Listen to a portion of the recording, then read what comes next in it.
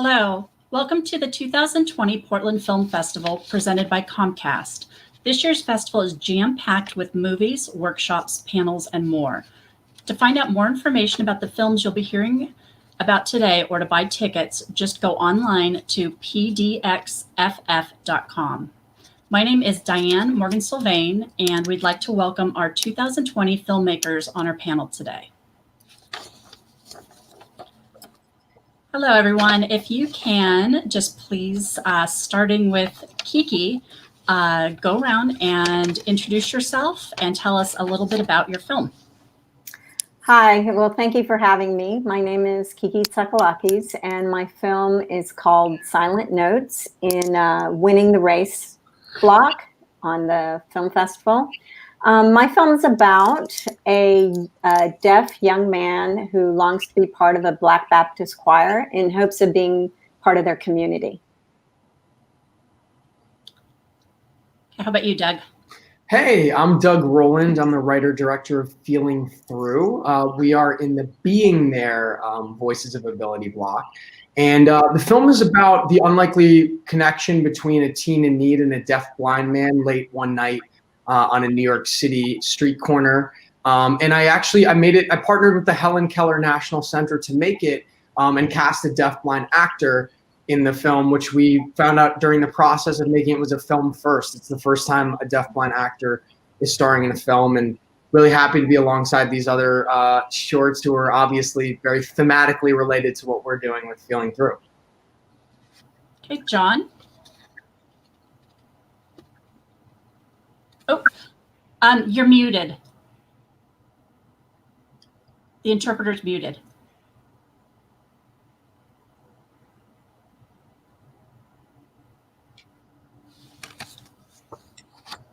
The interpreter, can you unmute yourself, please? There it goes. Okay. Thank you. Okay, sorry. Hello, my name is John Quattroche, and I made a film. I'm a director-producer of the film, and we made it. It's all deaf actors. We had access to a deaf school. It's called Deaf Reach. It's in Pakistan. Okay, and that leaves Miles. My name is Miles Levine. My film is Under the Lights. It's in the Being There Voices of Ability block with Doug's film. Under the Lights is about a boy with epilepsy who's so desperate to feel like a regular kid, he goes to prom knowing that the lights will make him have a seizure. And I made this film because I have epilepsy. I've had it my whole life. It affects 1 in 26 people. And the stigma is really, really brutal, but there's almost no representation. People with epilepsy are almost never seen in cinema. I realized I've never seen someone like me on screen. And I know lots of people who have been kicked out of their families and schools and friend groups for no other reason that they have this condition. And I've seen how much good film can do. And so I decided to make this movie, and I really hope you'll watch it. Great. Miles just told us why he made his film. What about the rest of you? What made you want to tackle these subjects? I'm happy to speak. Well, for my film, it isn't a documentary.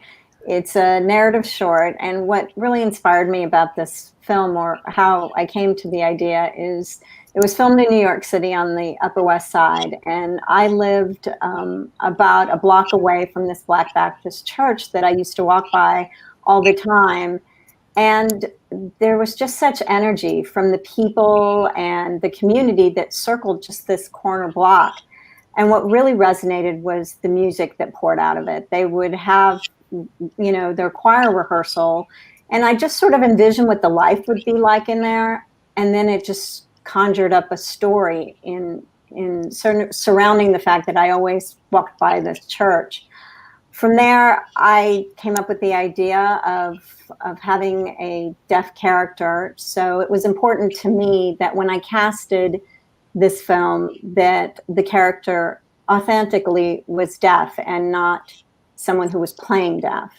And I was very lucky to have landed a wonderful actor, John McGinty, who had great experience in film and theater, and he just brought so much to the role.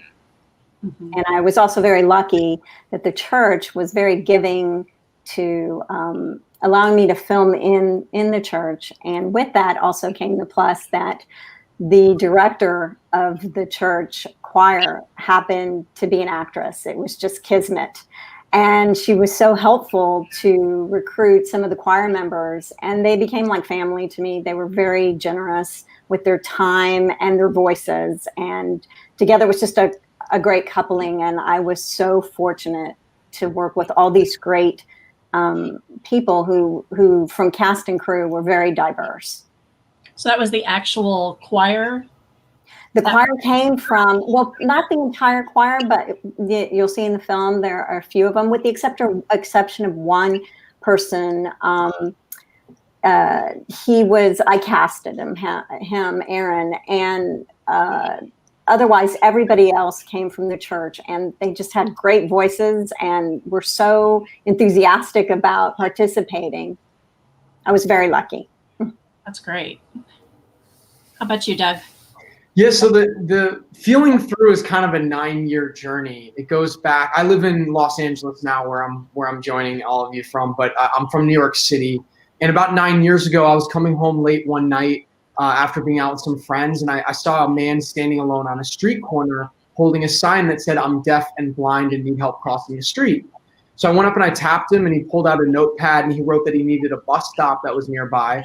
I took him over there, and as is the case in most cities late night, when you've just missed a bus, another one isn't coming for quite a long time, which was the case that evening. So I wanted to let him know I'd sit and wait with him, and I didn't know how to communicate with him. I'm still in the process of learning ASL during this journey, but certainly didn't even know tactile ASL existed, which is just ASL signed into the hand, which is how a lot of the deafblind community communicates. So I just took his palm and I started tracing one letter at a time in it. He understood it, and we ended up having a whole conversation that way, me tracing into his palm, him writing back in his notepad. And, as the hour plus went by, I got to know this man, Artemio, is this really like warm and kind-hearted and funny guy who I felt like I'd really made a connection with, to the point where the bus is coming and he's getting on and we're giving each other a hug goodbye. And I'm tearing up going like, I'm going to miss my new friend I just made.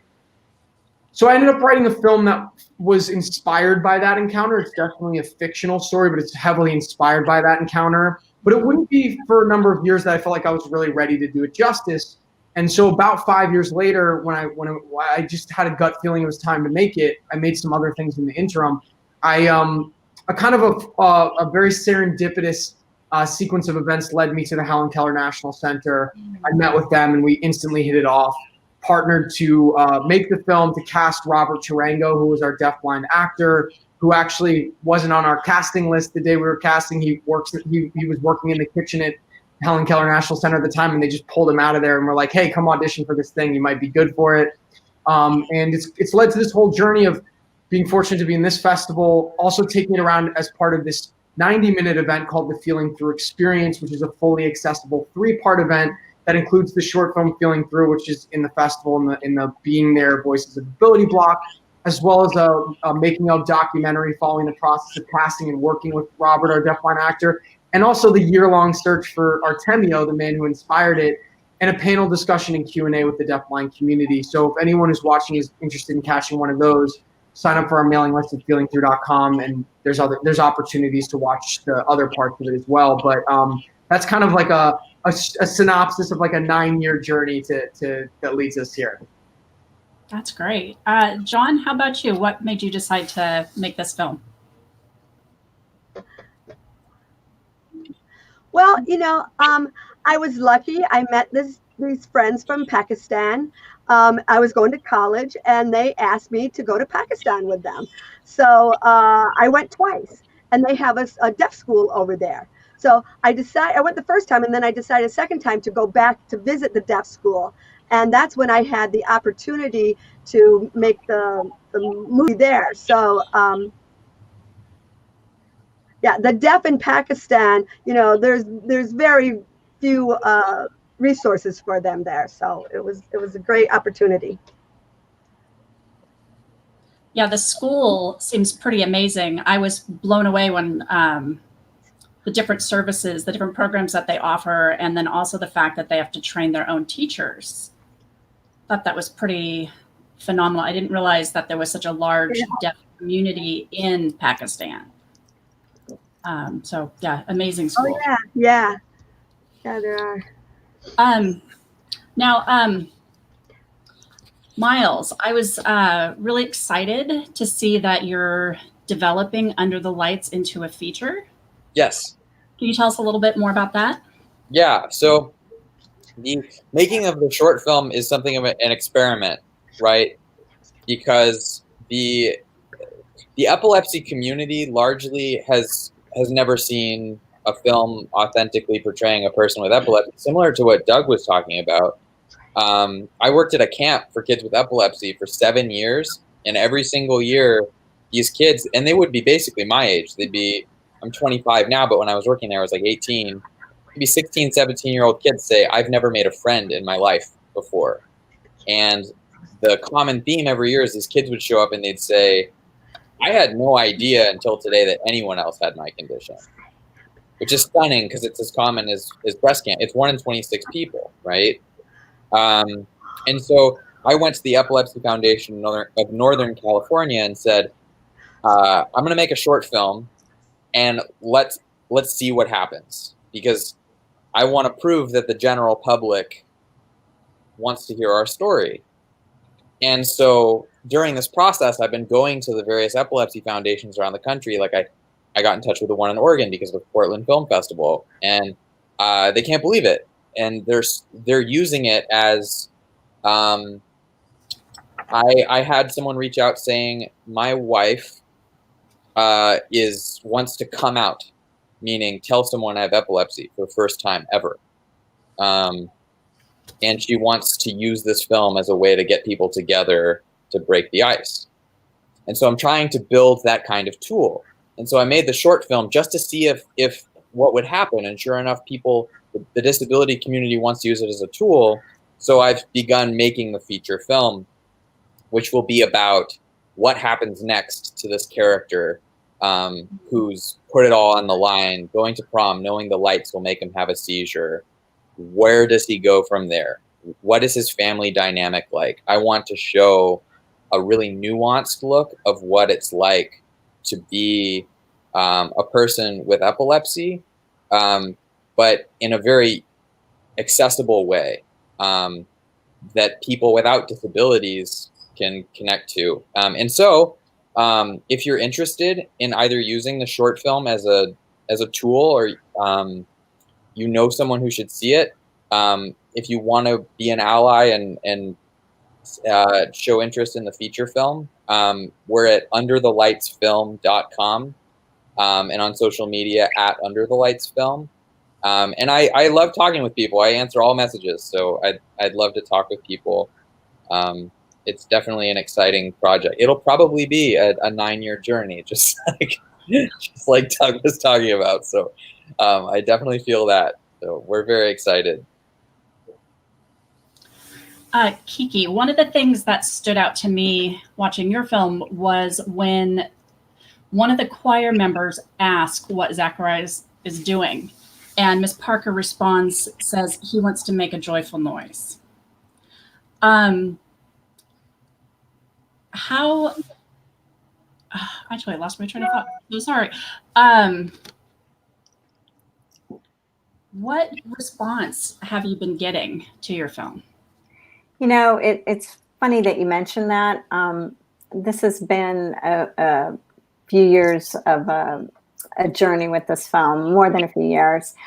And I finally completed it over the summer. And during the time, Black Lives Matters erupted.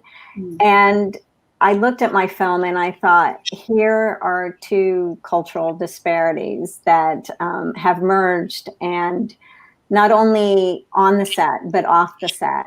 And so the language used in the film and the instances of two cultures coming together was just very timely to what was happening in real life. And at first I thought, well, how will this be perceived But then I thought I was so proud of the fact that we had all these merged cultures. I mean, not just between the Black community and, you know, the deaf community or a white community. And in my case, my crew was a culmination of really international. We had someone who's Colombian and somebody who's from Mexico and Irish. I mean, we were all international.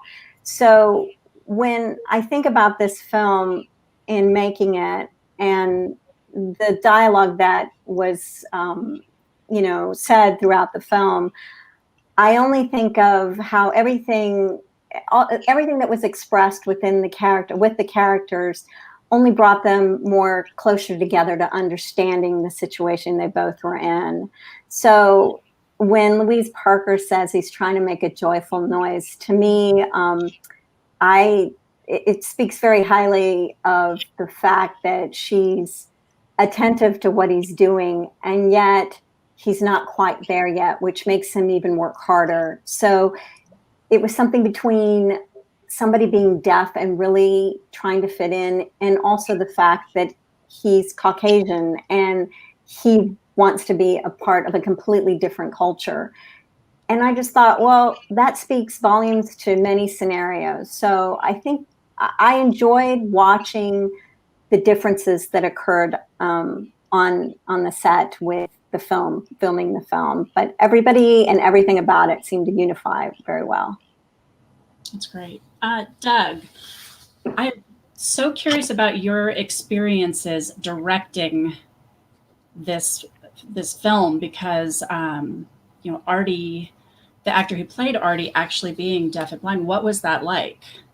Yeah, you know, it was I when I first connected with the Helen Keller National Center to actually shooting the film was about the better part of a year, maybe like 10 months. So I had a really great opportunity to really get to know the deafblind community, get to know a lot of the interpreters who ended up being the interpreters that we had on set.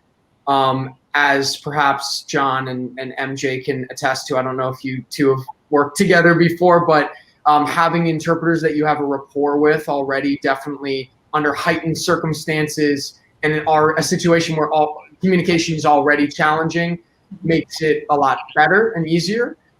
So we having that lead up to it and really getting to align with the community and get to know the interpreters in that way helped a lot. You know, I say a lot, and I think any of the directors on here, really any of the directors you talk to throughout this week will attest to, making a film is hard, period. Everyone has their own challenges. For me, when it comes to working with Robert, I would say it was a bigger challenge that he was a first-time actor than his deaf blindness. Because, like, in the sense that, like, I had a great interpreting team. We figured out how, like, Robert, so the deafblind community, there's a pretty varied manifestation of deaf blindness. It can be anyone who's completely deaf and completely blind to someone who's legally deaf and legally blind but has some hearing and some vision, and any kind of spectrum of that in between.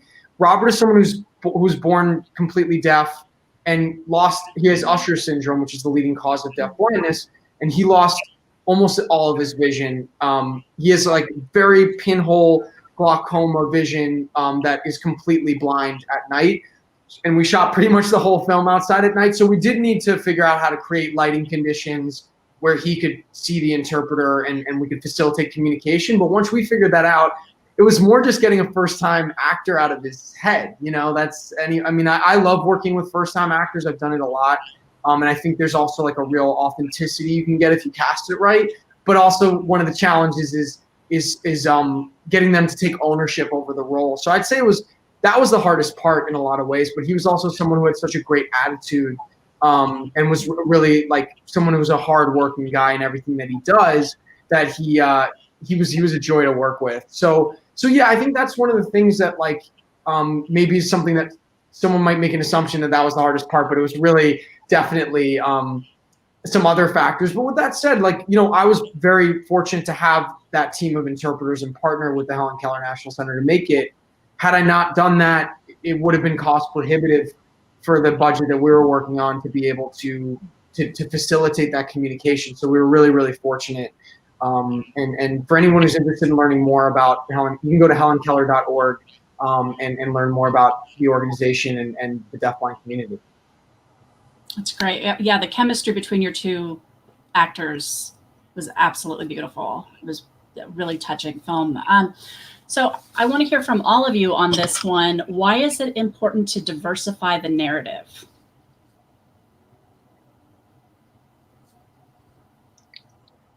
Oh, well, meaning having more voices in cinema in general, is that? Yes. Well, that's the thing, is that we're not all the same.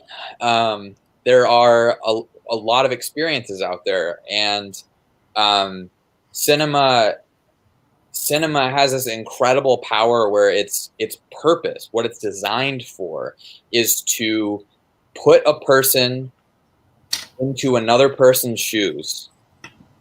That's what it's for. You go to the movies to become someone you're not, even if that person is a fly on the wall, for a very brief period of time. And so there really is no other tool that's more powerful for creating empathy. Cinema can make you empathize with a serial killer, right? I mean, that's what it does. Think of TV shows and all kinds of wild fiction.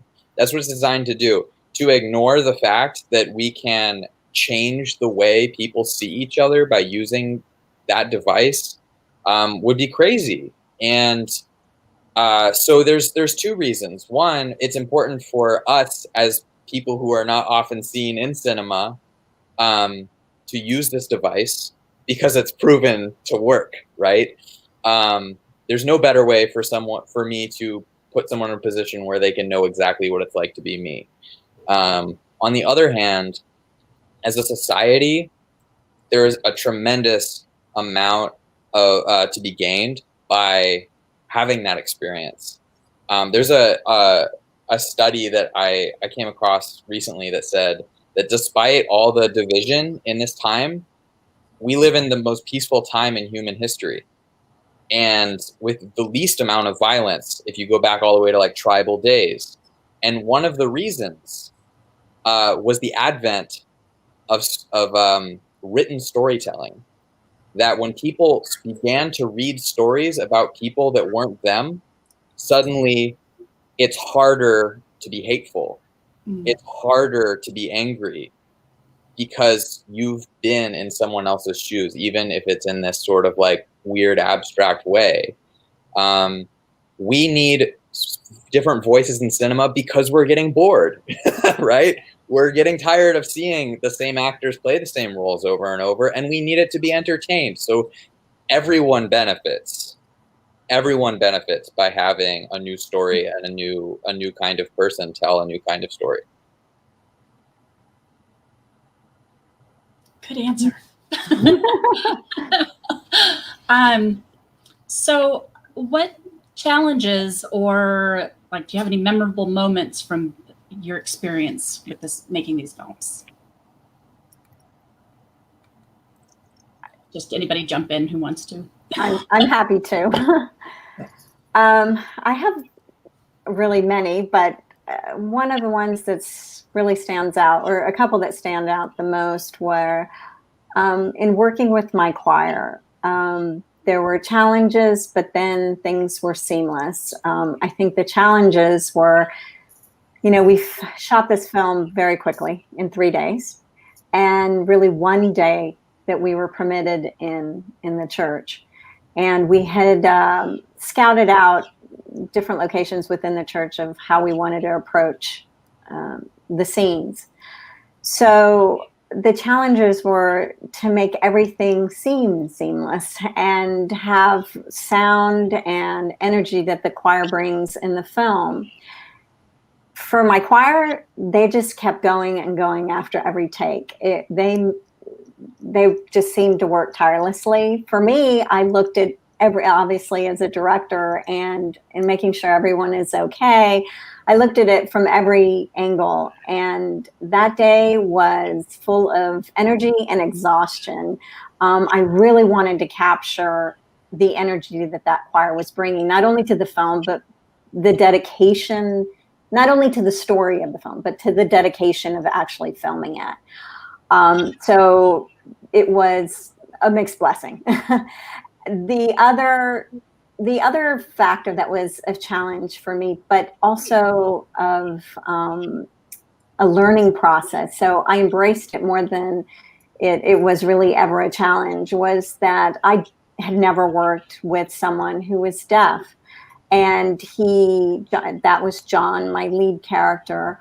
He had to have an interpreter on the set, and his interpreter he'd worked with before. His name was Craig Fogel. And so they had a great rapport. So what was interesting about it was watching the two of them. You know, Craig was very protective and caring of John, and they've had a long-standing relationship, and that was apparent. And they were very trusting of me in that scenario. But it was interesting because I couldn't just always direct everything towards my main character, towards John. I had to think of Craig. So he would tuck behind a pew or behind a tree or wherever we were filming. And I realized I had to have multiple eyes. And I was very grateful for my crew because there were times they just had to pick up where I had to be somewhere else. So those were the challenges, but really they were sort of the reward because I just learned so much. I was so open to the idea that I had to take care of them as much as they had to take care of me in executing the vision of my film. So it was exciting. You know, people ask me, what was it like to work with someone deaf on a set?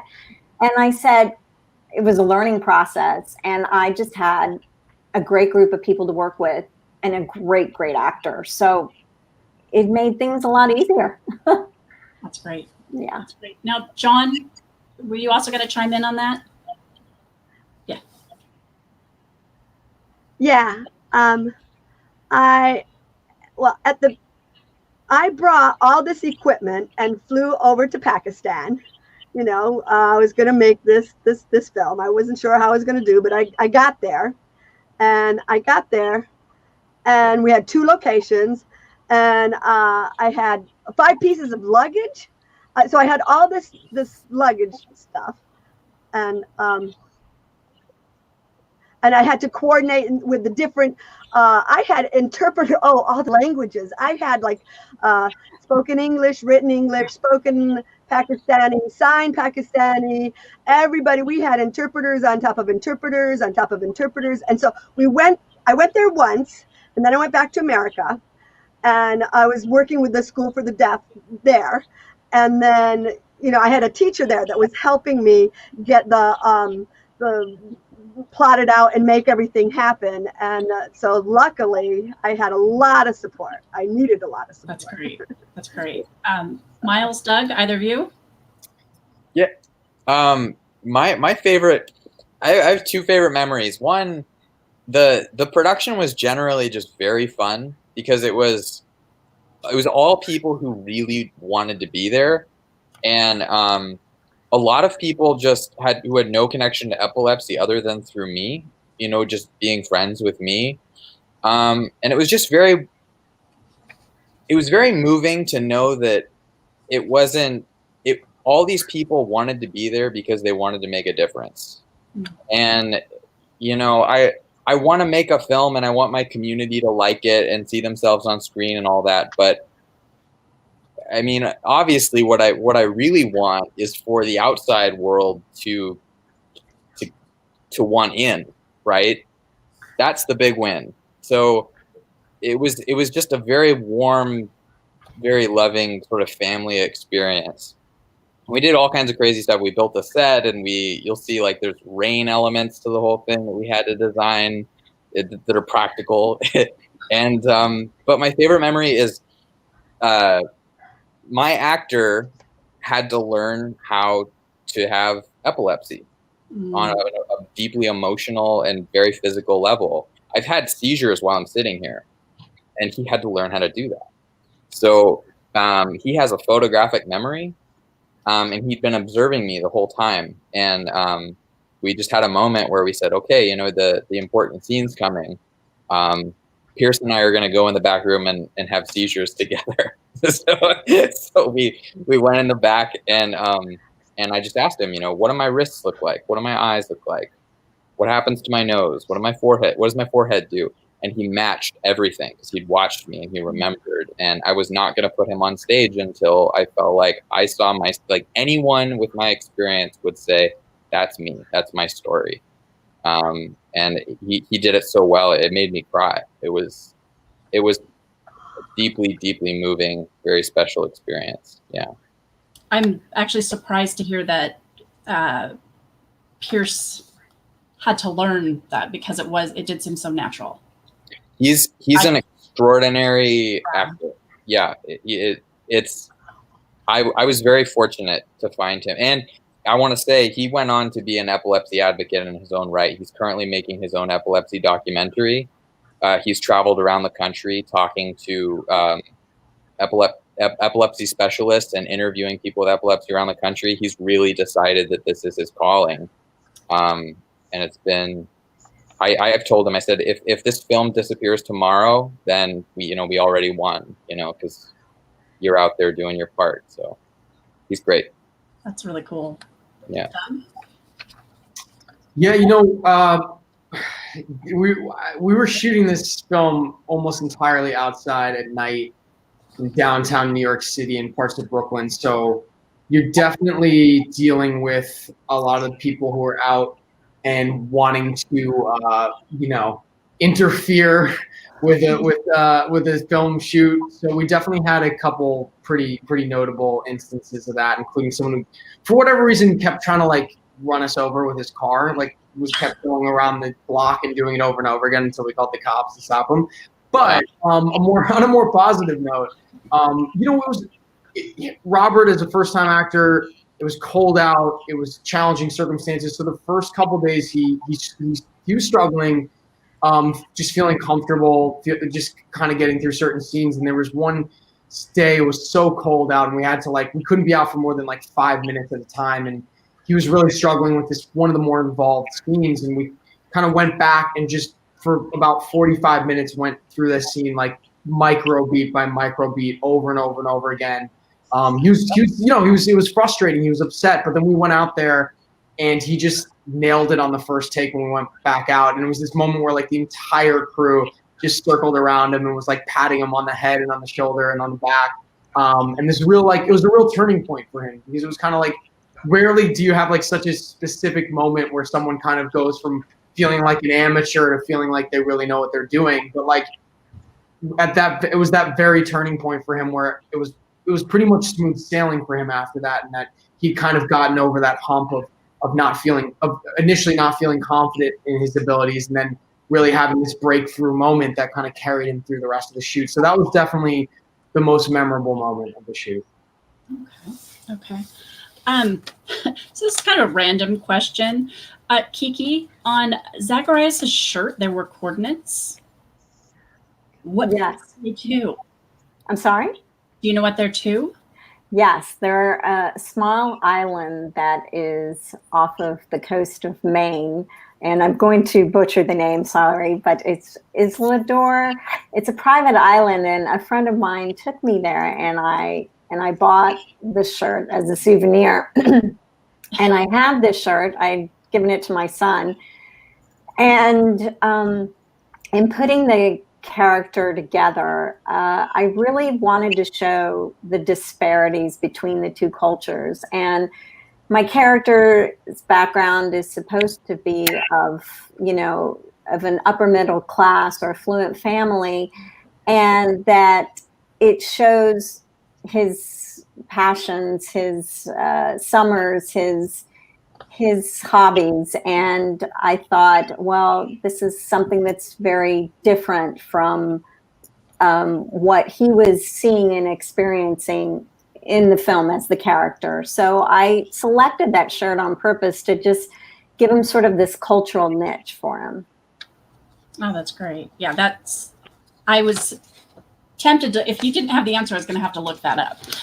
Oh, and I feel terrible. I can't exactly remember the name of the island. That was I couldn't remember, but it's a beautiful place off of Maine, and it's very remote and small.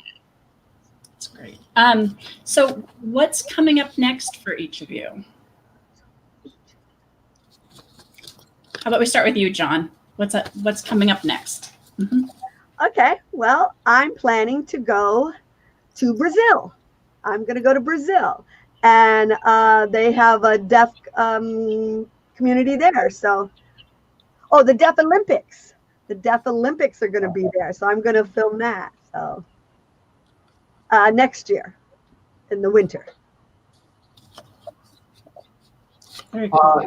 Doug here. So similar to Miles, we're developing Feeling Through into a feature, and during that process, we're continuing to take. So I also am the media director of the Helen Keller National Center. So I work with them on a daily basis to not just get this film out, but help their initiatives. But in again, the 90-minute version of the Feeling Through we do called the Feeling Through Experience is that 3-part event. We've been taking that. We're prior to the pandemic, we were taking that around the country as this fully accessible event where we had as many as 50 interpreters and support staff in an individual event to give that one-to-one accessibility. We've been doing virtual accessible live streams of that experience, along with I do a weekly live stream called Feeling Through Live, which was also born out of the pandemic. We're in week 26 of that live stream, and that's each week I talk with primarily people from the deaf-blind community, but we've kind of opened it up to the disability community at large with a main focus on the deaf-blind, blind, and low vision communities, where we talk about any number of issues. Like we had Cody Colchado, who's the world's strongest disabled man, on a couple weeks ago, who's a power lifter. He's deaf-blind, and he has 2 master's degrees, and he's just like a funny, brilliant guy talking about his life. I had a deaf-blind preacher on a couple weeks ago talking about, his journey with his congregation, and also how his faith helped him accept his deaf-blindness and use it as a gift. So we do that every Friday. If anyone who's watching wants to check it out, you can go to youtube.com/feelingthrough. And we're doing one this Friday, as we do every Friday. And we've been using the experience. We just started sharing it in schools. So we've been sharing it with schools to use it, obviously, as a curriculum, an entertaining one, hopefully, but also an opportunity to talk about awareness around the deafblind community, around accessibility, and also just like you were starting to mention, inclusion and representation in film and why that's important. Again, Robert being the first deafblind actor, and there being quite literally no representation of that community, a community that, by certain numbers is as many as 1 million people in the United States.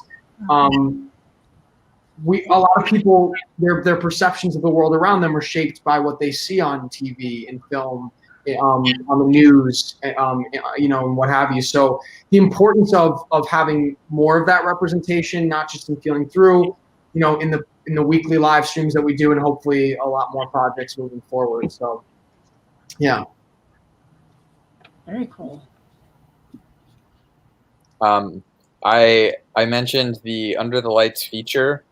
I'm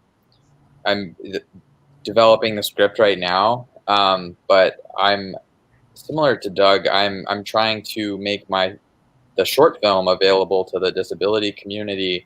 We're trying to set up showing it in schools as well, and going to epilepsy groups especially. But I'm really looking for, if anybody's watching this who thinks this would be helpful to your community, then please reach out at Under the Lights Film on social media and underthelightsfilm.com. And we're looking for people who want to give their input on how this can be useful to you. And also, we want people to express if they're excited about the feature film, because any movie takes an army, and it doesn't happen without one. So I've made lots of friends through this process. It's been really incredible to find out. I feel like with disability stories, you really can't write fiction.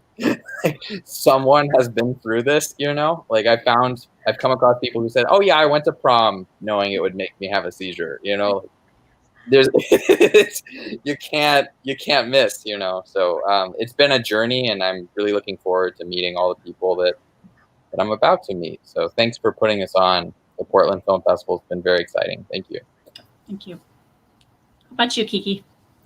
Like Doug and Miles, the short is just a slice of life in hopes of creating it into a feature, which I am in the process of writing and developing. It's taking a different turn, and between that and writing, I've been writing a book that I've been working on, and other short stories.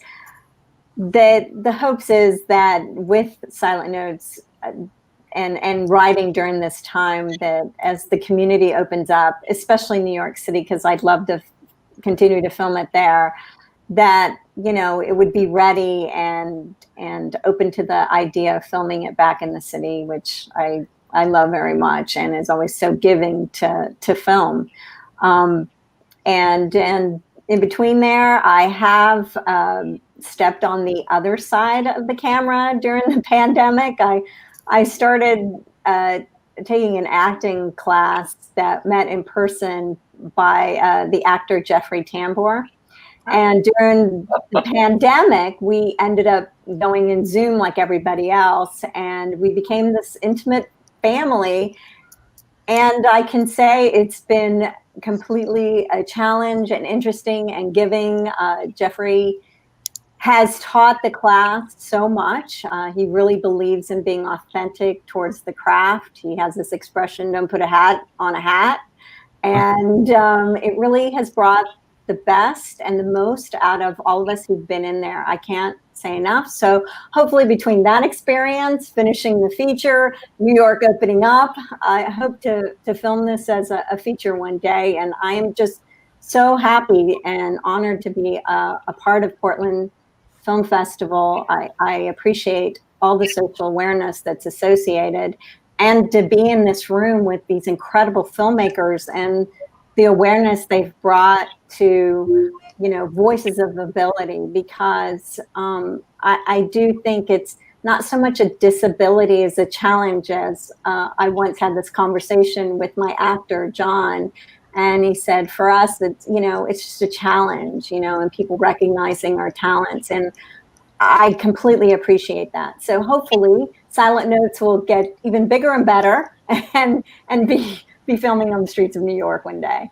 That's great. I look forward to it. Well, I think now's a great time to go ahead and switch our groups. We have the other half of our panel. We have been lucky enough to have so many directors willing to come and share with us today that we had to split the panel in two. So congratulations to all of you for your outstanding work, and thank you so much for coming out and talking with us today, and for sharing with us information about your film.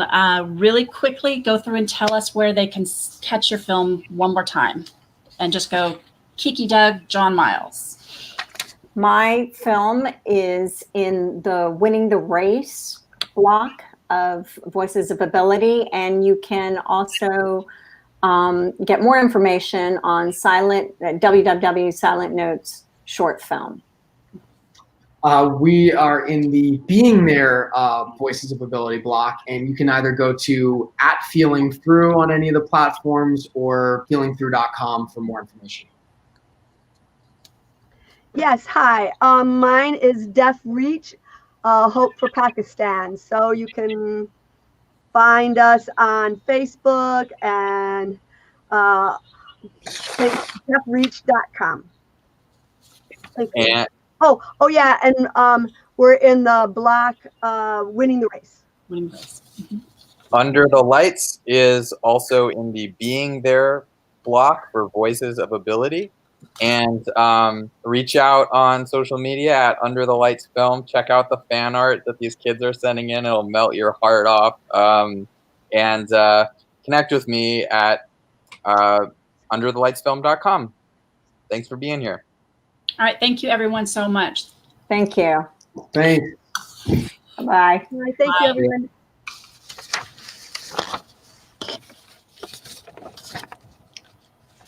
Well, once again, I'd like to thank Comcast for sponsoring our festival this year. They've been with us for several years now and have been fantastic partners for us.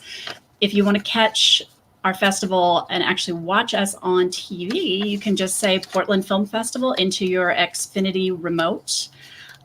We will be having another group join us or join me very shortly. And group 2, it looks like it's time for group 2. So this is going to be good.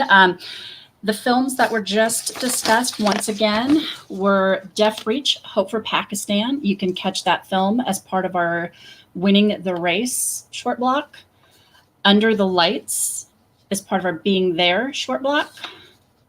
Feeling Through, also part of the Being There short block. And then Silent Notes is in the Winning the Race short block. And all of them can be found at pdxff.com.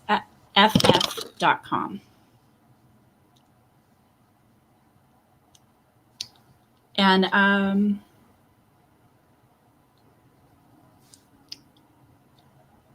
should be with us in just a moment. Oh, here we go. Hi, Rachel. Hi, Kimberly, Patrick, and Alex. Fantastic. You guys just saved me. I just was running out of things to talk about. Welcome. Thank you so much for joining us today. I'm so excited to have you with us. Your films were all fantastic. I'd like for you each to just take a moment to introduce yourself and tell us about your film. All the films in this block can be seen as part of the Easter Seals Voices of Ability short block. Okay, Rachel, if you'd like to start. Sure. So happy to be here. My film is How Much Am I Worth? It's a short documentary. Well, all the films for Easter Seals Disability Film Challenge were documentaries this year. And it's, a documentary about the failures of health insurance in the US and specifically health insurance coverage for people with disabilities. So the stories that I shared were all from the perspectives of women with disabilities. And right now I'm coming to you from New Jersey, so I'm drinking my coffee over here. Hey, Alex, how about you? I am Alexandria Cree. My film is Anya. My producing partner is missing. I don't know where she went. Our film is about my daughter Anya, who was born with Down syndrome, and it basically goes from my prenatal diagnosis up to her current challenges in life. And again, it was for the Easter Seals Disability Film Challenge, so we created it in, how many days do we have this year, guys? I think it was like 5. We had an extra day. And we just explore basically what disability means to me, which was the question this year. Hi, I'm just hopping on. I'm Kristen Hilkert, also director on Anya and editor. Got a little delayed there, but I'm hopping in now to join the combo. Great, welcome. Hey, thanks. Okay, Kimberly, Patrick, how about you two? Hi, I'm Kimberly. And I'm Patrick. Hey. And our film is Independence, and it talks about some of the struggles that disabled people run into when trying to get the care they need, especially in terms of trying to pursue employment while receiving disability benefits.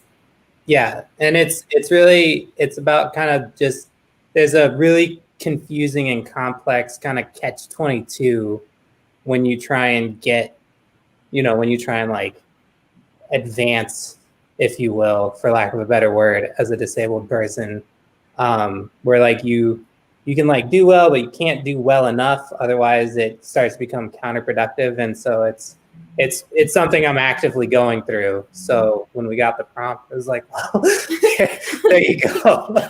Like, this is what it means to me right now. Yeah, this is what disability means. So this question's for all of you. Why did you choose to make this film? I mean, other than responding to the challenge, what made you want to tackle this?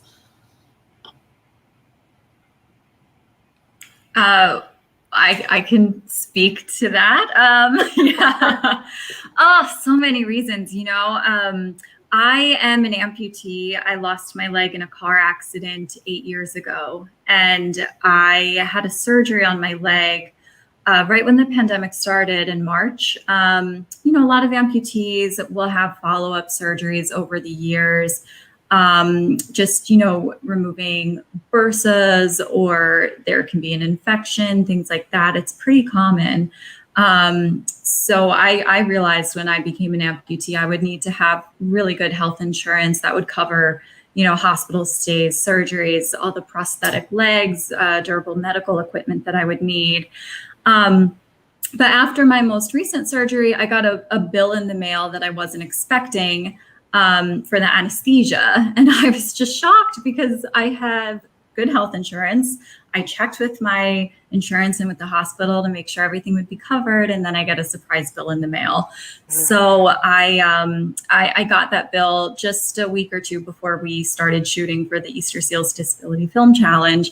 And that really inspired me to talk about healthcare and health insurance in America. So we sort of used my bill and me calling the billing department to spiral into this whole story about other women having a really, really hard time getting the coverage that they needed.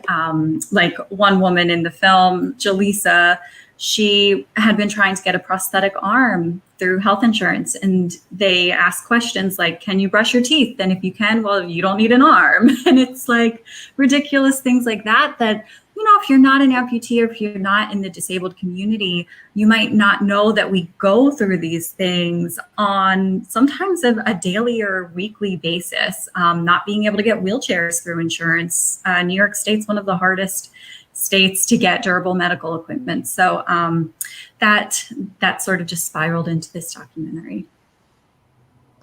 Great. Alex, what made you want to tell Anya's story?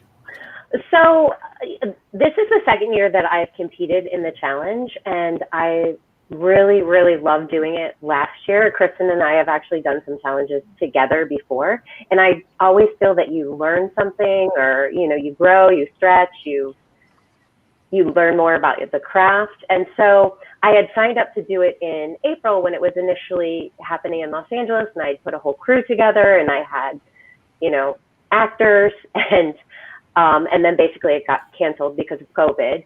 And we were just stuck in our house. And so I was super disappointed. And when the challenge came up again it was June, I think, June or July, I can't quite remember.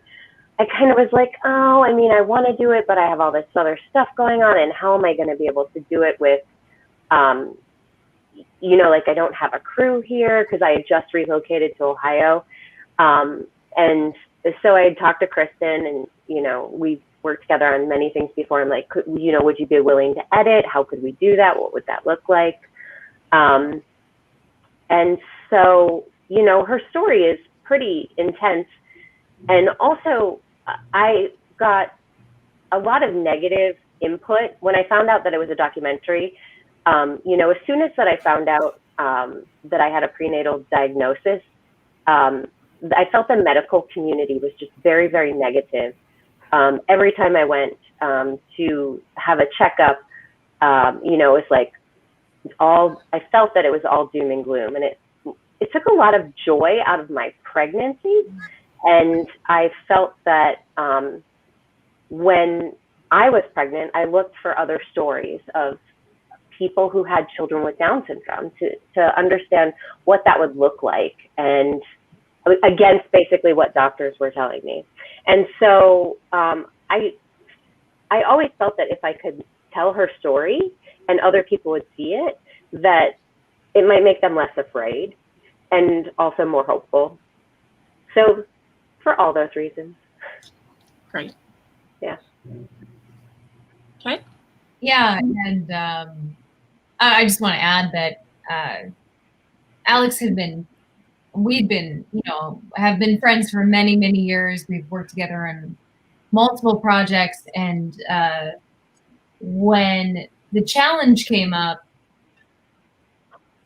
for it to be a documentary, for it to be this question of what disability means to you, Alex had already been starting to think about sharing her story, and it was just this sort of, in a weird way, a perfect time for it, and also a very inconvenient time in how you were actually going to be able to execute it. And she was very, very trusting in giving me her iCloud password with a bunch of footage from her life, and we I don't know, it was like an honor to be able to find a way to share that story with people who maybe are going to a doctor's appointment and getting a similar feeling from either their doctor or from the people in their life, that there's this certain way, this certain path that is about to unfold before them, and maybe it's not that, maybe it's partially that, but that someone else has gone down that path, and that there isn't so much to be afraid of, and there's joy in it too. That's great, because Yeah. I think as soon as you hear the words geriatric pregnancy, you know you're in for it. As far as And that's not me being cheeky. That's like a real thing. yeah. Hey, Kimberly and Patrick, what about the two of you? Yeah, so when we got the prompt, we were like, well, that's rather broad, and you could go on for so long about what disability means to Patrick. So I tried to fine tune it by being okay, so what would you like to see? What would you have liked to see? And we kind of came up with this because he's currently in this process, but also wants to know so much more about it, and we learned so much while doing the documentary. So that's kind of how it started. Yeah, and I say in the film, but really my relationship with my disability and the things that I'm interested are really quite logistical. I know that, well, I mean, I have a job. I've secured gainful employment, but then now it's this weird dance of trying to balance it, and there are no instructions on how to do that, and if you mess it up, then it can be really catastrophic. So that's what I'm interested in, and so that's what we made the film about. There are a lot of stories about disability that are all you can do it, which are so necessary and amazing, but there aren't a lot of stories about how, and that struggle, once you've broken into that self-acceptance, what happens then, and there are so many obstacles after that point. Mm-hmm. Now, how have audiences reacted to your films? Are we just going around? Yeah, whoever wants to jump in. I mean, audiences have reacted so supportively to the film, How Much Am I Worth? We won the Best Awareness Award in the Disability Film Challenge, and the film, it went viral in a Facebook group, in a political Facebook group. And since then, we've had messages from all over the world of people relating to our stories, people from countries with more universal healthcare saying they can't believe that Americans with disabilities live like this. So it's been really amazing to hear from all over the world, other people and their experience dealing with insurance and dealing with getting the things that they need to survive. Because, no one asks to become disabled. It's just a community that anyone can join at any time.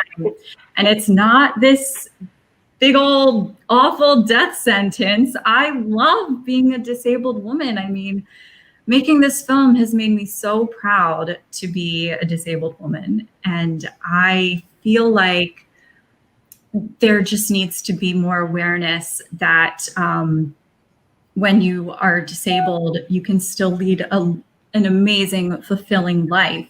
Honestly, the only thing holding me back is not getting what I need to get back to how I was before I lost my leg. I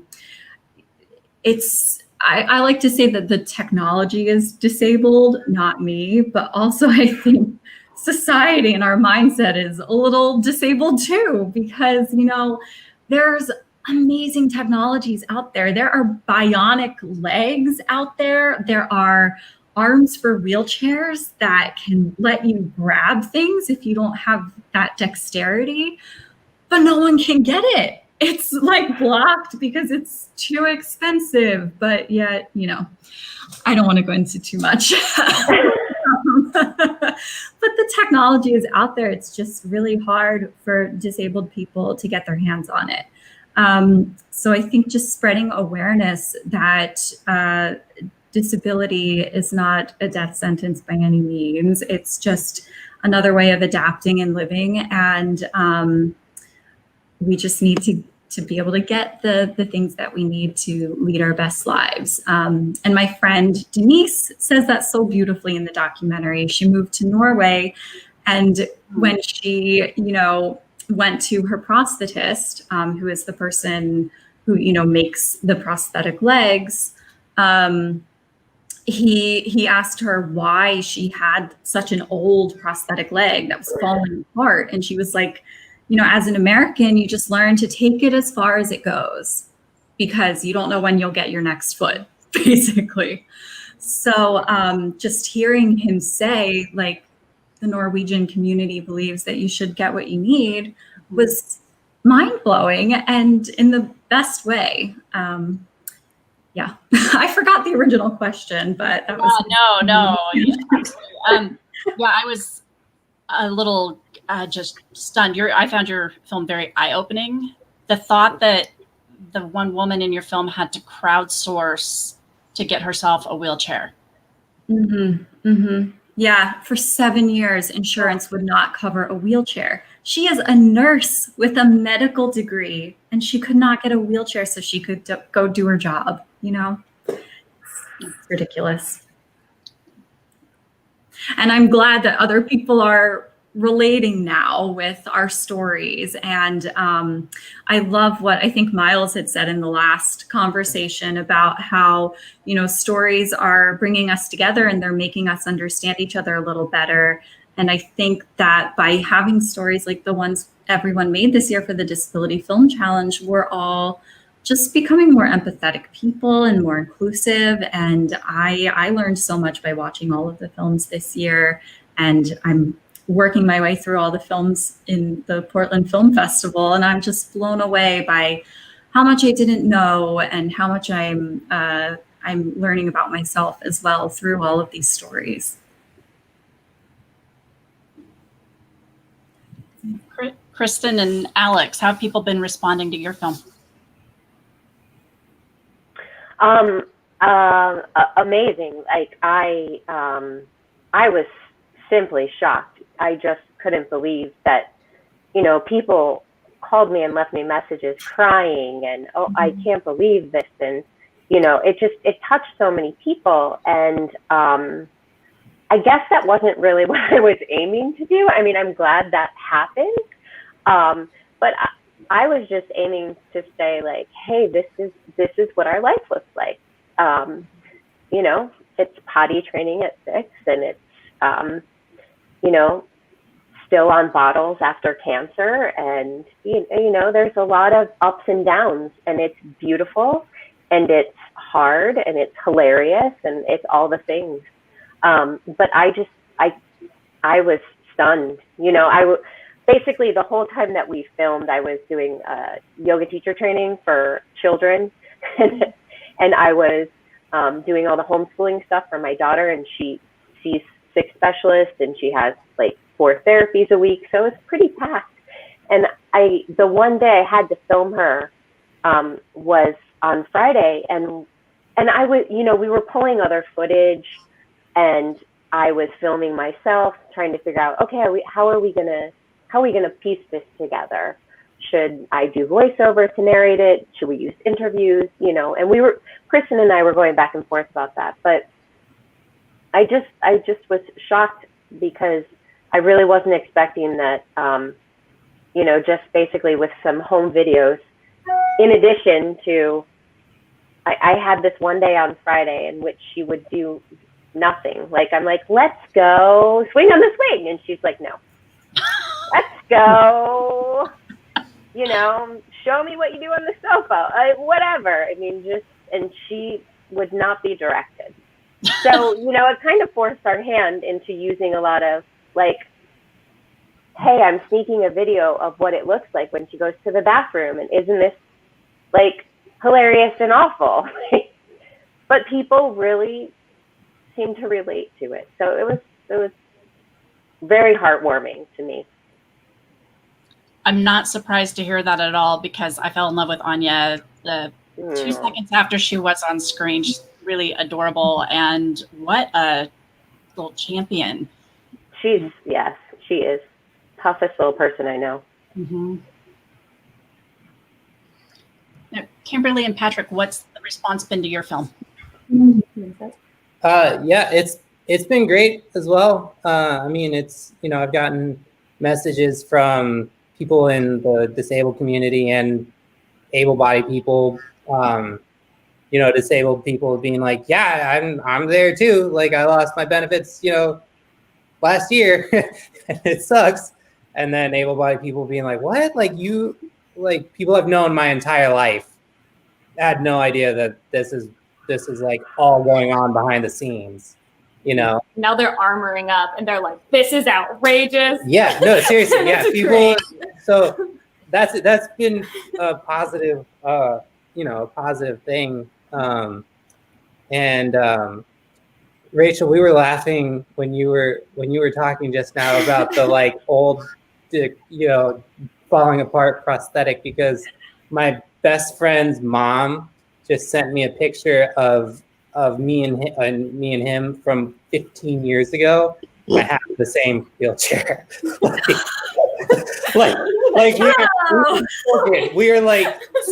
we are little children, and I was like, well, that's it right there. Wow.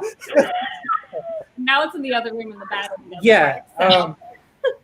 So anyways, yeah, lots of things need to change, and I'm glad that people are recognizing, you know, that it's a thing, you know, and acknowledging it. So like able-bodied people who don't know that it's a thing are learning about it, and then disabled people who are experiencing it are like now empowered to be like, yeah, no, this is a problem. This needs to stop. Well, you started your film with, I think, one of the quintessential experiences that everybody I know and myself who dealing with a disability has experienced, and that's the trying to call Social Security, being directed to the webpage, being directed to the phone. Yeah. And sitting there just with your head spinning. I laughed out loud when I saw that. Yeah, thank you. It's I mean, at certain points I've just stopped calling and I just wait for them to call me, because I'm like, I don't have time to call you 15 times. Like, I've sent them letters and been like, this is the 15th time I've called you and you haven't answered, and there's no way for me to leave a message. So I'm not gonna do it anymore. Like, you have to call me if you want to like figure this out. And for the record, they haven't called me in like months. Like, we do have something to talk about. They haven't called me in like probably close to a year. Like, yeah. So, yeah, it's hard, but you know. Can I also add? I related so much to so much of your story that I feel like it's like a maze, right? They're like, well, if you get to the specific person who wears the specific costume, then perhaps they could answer your question. And then you get to that person, they're like, oh, no, you're looking for a dog. You need to call this 1-800 number, you know? And it's like, it's so ridiculous. It doesn't make sense. Yeah. And so you go all the way to the end, and finally, hopefully, someone is like kind, and it's like, here's the information you need. Yeah, and the answers like end up not being terribly difficult answers. Like, really, truly, they're like, it's not a. But it's like a trick. You have to ask the right question. Yeah, exactly. Exactly the right time. Like, crazy. That's funny. So what did you have any, this again is to all of you, challenges or memories, anything that really stood out about your production? You're over there giggling, Patrick. What's your... Okay, so for anybody who's not aware, the Disability Film Challenge is a timed, like you don't know what the film's going to be about until you get the prompt. And then usually it's only like 2.5 days, or, you know, it's like 48 hours to 72 hours. This year it was extended by a bit. So we just got 2 cats, right? And they like, oh, my Siri went up. They immediately got sick. Like, we got them and they instantly got sick. So we were at the vet brainstorming ideas for this film. And then we got sick like the next day. So we ended up only having like the normal 2.5 days to make this film. We were both still going throughout the film. Yeah, like while we were film, making it. All of the shots of me speaking are done at like 3 o'clock in the morning after me saying it for hours. Like, because also there was a huge research component. Like, not only we were like running the cats around to the vet, we were sick, and we were like pouring through pages and pages and pages of the aforementioned Social Security information, which is a hot mess and very hard to understand. And so it was just a lot of stuff in a 5-day thing. So we kind of like set ourselves up for a challenge by just, with all of that. So it's chill. Pretty proud of what happened. It's pretty low key. But we're really happy with what came out of it. Great. Well, it came out amazing. I'm impressed because, I mean, honestly, I've done the Disability Film Challenge for 5 years. I come from a narrative background. I was a musical theater actor, and then I lost my leg, and then I started doing more TV and film work. And I've been lucky enough to work on, I've co-starred on New Amsterdam, Bull, NCIS New Orleans. I had a nice guest star. And I found that TV shows and films tended to be a little bit more inclusive towards me after I lost my leg. So then I realized I wanted to start writing and producing my own roles. Because, you know, as an actor, we always want the juicy roles. So I started writing and directing my own stuff, and I did the film challenge for a few years. And man, in those first few years, everything that could go wrong did go wrong. And it was like editors dropping out last minute, locations falling through, actors calling out sick because, you know, it's all volunteer based. So there's no contracts. Well, besides with SAG-AFTRA, the Actors Union. But other than that, there's no contracts, you know, so things fall through last minute all the time. And you figure it out. You work on the fly. And this year, I was lucky enough where just everything really came together very nicely. I feel like I paid the price all those other years. And then this year, it was like relatively smooth sailing. I did the interviews with the women all over Zoom. And the other women in the film, you know, they were all in different states, in different. Oh no. The irony. Oh, there we go. We lost you for a second. That I to find a better way to connect to my Ethernet cord instead of using wireless. But it is what it is. But yeah, I was just saying I did all the interviews through Zoom, and luckily we didn't have too many frozen moments or technical difficulties. And all the other women, we had planned ahead to have them film themselves from their phone cameras as well. So we had 2 different angles to work with. And luckily, all the footage, came out great. We didn't really need to fix too much with it in editing. The hardest part for this film was just narrowing down all the footage we had, because the interviews I did lasted, at least an hour. So we were cutting down 3 hours of minutes.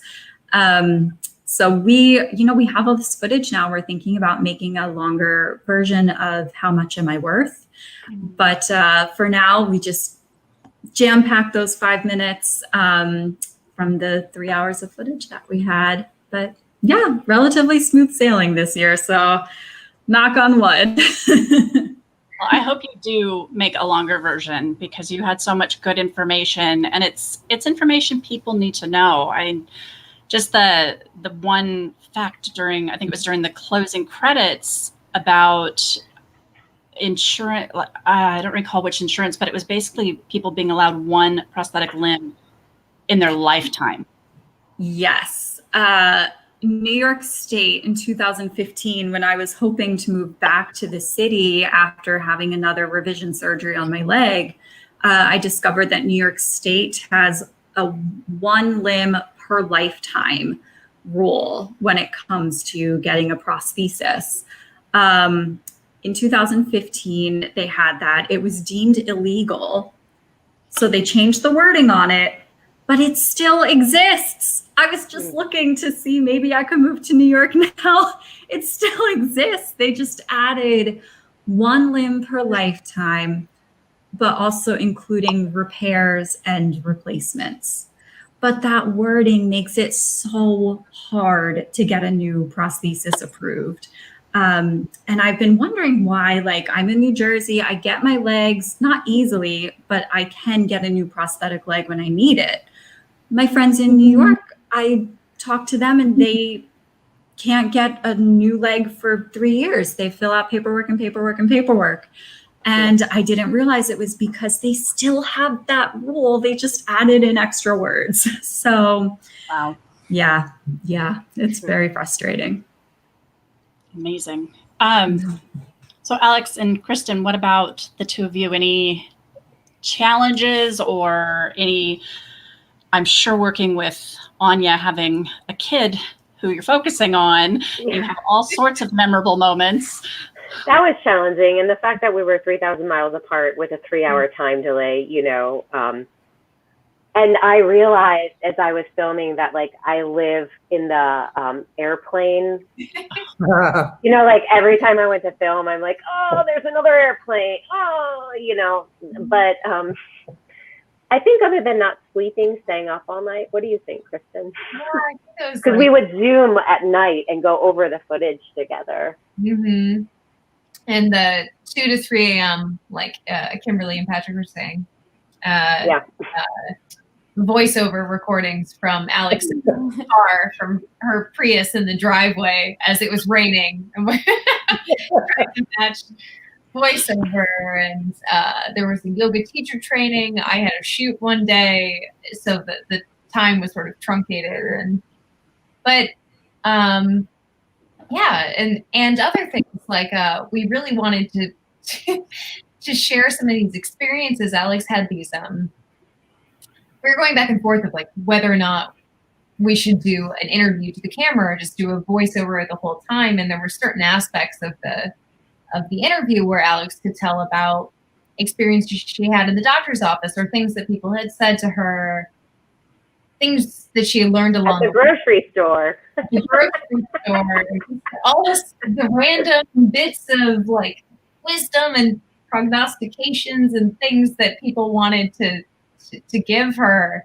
And they were like, well, what do you have in the house? Because that was another part of the challenge, that everything had to be from home. So we're like, well, Alex has a lot of, or Anya has a lot of stuffed animals. Maybe they can be the reenactment participants, which became, a fun sort of thematic thing too, of saying like, there's a scene sort of where Alex has a voiceover, and for those who haven't seen it, she's holding up a stuffed animal as if that person is talking to her, like in a reenactment with black and white. And later we place Anya in the middle of all the stuffed animals, trying to be like, we hope that there's a world where people will understand in a different way. It was challenging getting those stuffed animals right over and over. For sure. It's also funny. You're like, Anya, can you say this? She's like, no. Do you remember this? Yes. Do you want to talk about it? No.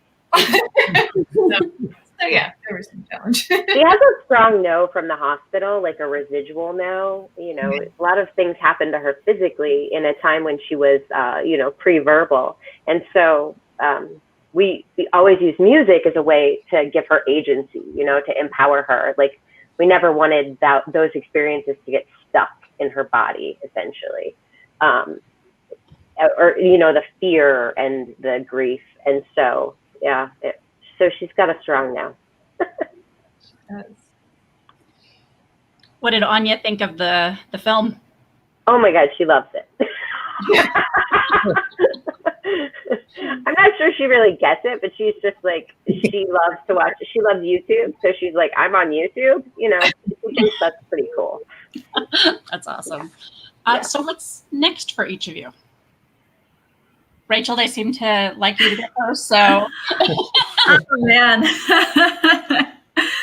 Well, we're still living through a pandemic, it's still there, it's still happening. I might see people without masks on now, eating out at restaurants and living life up, but there's still a pandemic. So just living through that and dealing with, some unemployment. Unemployment is kind of like, in a way, like dealing with insurance. It's like the maze, like Alex, like you were saying. It's like, so who do I need to speak to now? Oh, the dog. No, the cat. Okay, great.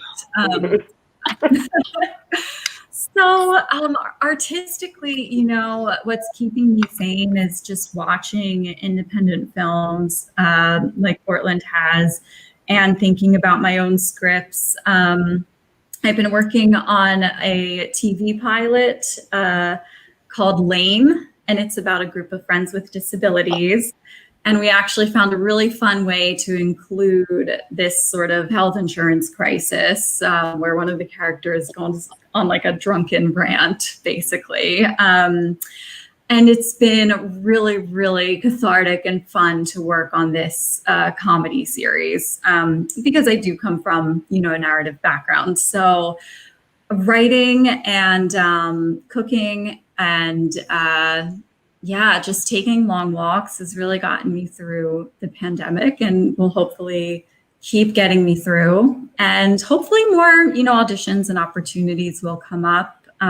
It's still really hard as an actor with a disability to get auditions because, for disability specific roles, sometimes they don't call in actors with disabilities.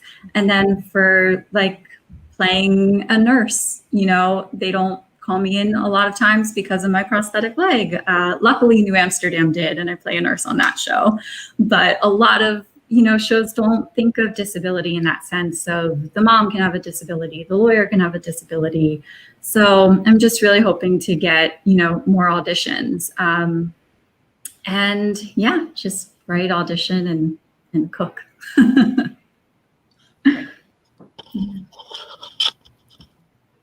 Alex, Kristen? We have put together a website, and we are hoping to basically expand on the idea. The idea was very much chiseled down to fit in the 5 minutes. And there's so many other aspects of the story that I would like to explore. And prior to this, I was trying to figure out, oh, is this a one-woman show? Is this, you know, an episodic TV series? What would it look like? And so we are sort of riffing back and forth on expanding on that. Yeah. Yeah. Anya the Film is the website if anyone would like to check it out. But there's so many other funny things and terrible things and wonderful things that happened that I really feel the world would benefit from knowing about. And especially with, you know, with Down syndrome, I really had such a negative experience when I was first pregnant.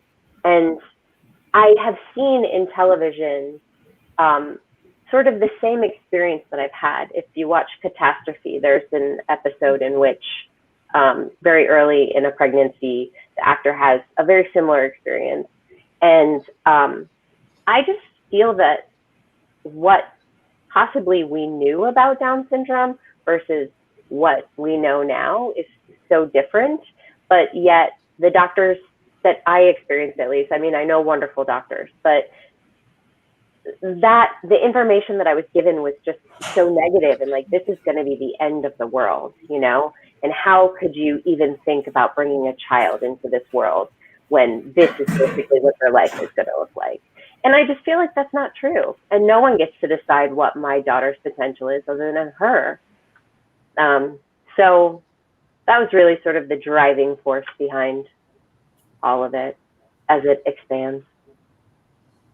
Yeah. So, yeah, we're just sort of sorting through what that could be. And Alex has another, you know, when COVID is done, in their recent move to Columbus, she has lots of really, I don't know, we both come from a theater background. We started as actors and moved into writing and directing in different capacities. But yeah, I don't know, more live performance experiences in Columbus and in different ways. And I've been trying to write a bunch and write through, I don't know, the feelings behind all of this. I think, I don't know, anybody who's, I don't know. It's interesting. I've heard a lot in lots of these discussions about how everyone's coping and dealing. And I think the work that's going to be produced after this is going to be very interesting. Oh yeah, everyone. Yeah, for sure. Yeah. So what about you two? What's next? Is there a wedding coming soon? Well, as eventually, yes, that's on the docket. Whether we can do it legally or not is up for right. That's depending on what it'll do to the benefits. Yeah. So same way with Alex, we had to pare this down like so much, like the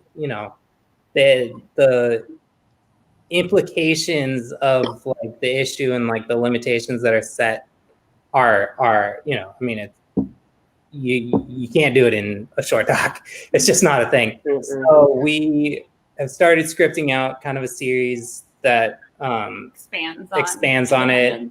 It'll be called Independence, the series, and it just kind of goes through like, you know, everything that's involved. And then we both already work in unscripted TV. So like in the meantime, that's what we do, that's our day job.